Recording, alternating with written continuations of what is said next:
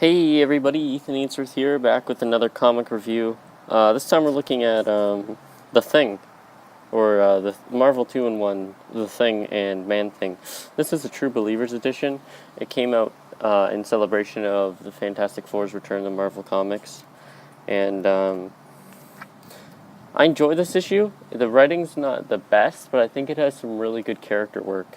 And for a generic monthly team up or bi-weekly team up or whatever, I think it's pretty good.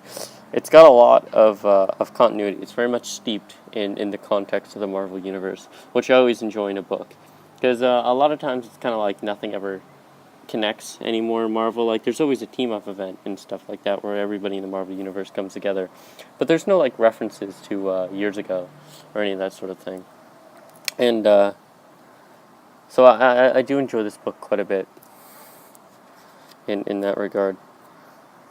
So it's a sort of this man, this monster situation later on in the issue. The Thing's supposed to be a very empathetic character, but sometimes he is a bit of a monster. Like, look at him. He's trashing this guy's stories, horrifying people. When he gets on the bus later, there's people sweating and in fear. This guy, he grabs him by the scruff of the neck. He's crying. He thinks he's about to be murdered by this monstrous thing. And anyway, so the Thing's mad that the Man-Thing like ripped off his name, even though he didn't choose it. He found it in an issue of Time, and so he's like, "Stop, please! You're wrecking my store. What did I do? What did I say to offend you?" And he explains that there's nothing he did. It's this magazine that he sold him. Of all the filthy, you mean it's unwholesome? But that can't be. I don't allow such. Look, cancel the trip to Florida, blah, blah, blah, blah, blah. And so he's like, no, that's not what I mean. It's no porno. It's this clown trying to steal my name, trying to steal my reputation. And so he gets a ticket to Florida. He gets a ticket to Florida and rides the bus for, I think, like, at least a couple of days to get all the way to the swamps of Florida so that he can fight the Man-Thing, because he says when you look like you've got all you've got is your reputation, or when you look like him, all you've got is your reputation, and he's trying to protect that.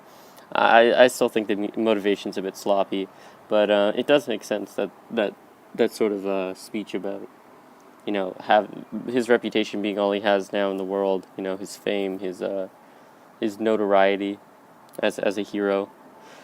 Anyway, so we go to a distant, unnamed planet, and we see the Molecule Man is dying in his bed, and he's talking to his son. He's saying, "Oh, I've become an old man because time occurs differently on this planet, and the Watcher put me here because he knew I would die of old age before I ever got the chance to figure out how to revive my powers and get back to Earth."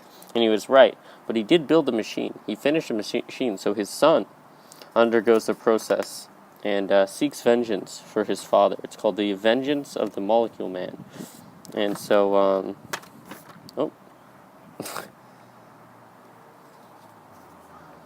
I'm not going to spoil the ending or anything, but he goes to Earth, and he realizes when he's scared by the Man-Thing that when he drops his wand, he begins to age, which doesn't make any sense because time is slower on Earth, but whatever. And so the Thing finally gets there, and he turns them both back into humans. And so there's this really cool bit where the two men, the Thing and the Man-Thing, sort of have like a heart-to-heart about what they've gone through and who they are as people, and how they have no choice but to become the monsters that they despise so much, because they have to save the world in the Fantastic Four from the Molecule Man. And so he turns the guy into like a replicate of Reed Richards and kills him, stretches him into infinity or whatever. But anyway, the Thing and the Man-Thing do get into a bit of a scuffle, and I won't spoil the ending because I do think it's a decent story. Not great, but decent. The character work is really good in this issue, though. It gets into the heads and the minds and the hearts of both of these characters, and in a sort of profound way. And I do appreciate that in Marvel Comics. You know, that's one of the reasons I love Marvel so much. It's the character work that goes into each hero and each villain. You know, one of the most interesting villains is Doctor Doom, because of his backstory and his motivation and his sort of inner mind. But yeah, these True Believers editions, pick them up because they're $1 a piece. Like, look at that, all full issue, classic story, reprinted for $1 a piece. Okay, go get these, spread them around. I'm gonna go buy some and donate them. I just want to get these things out there. I want kids to pick them up.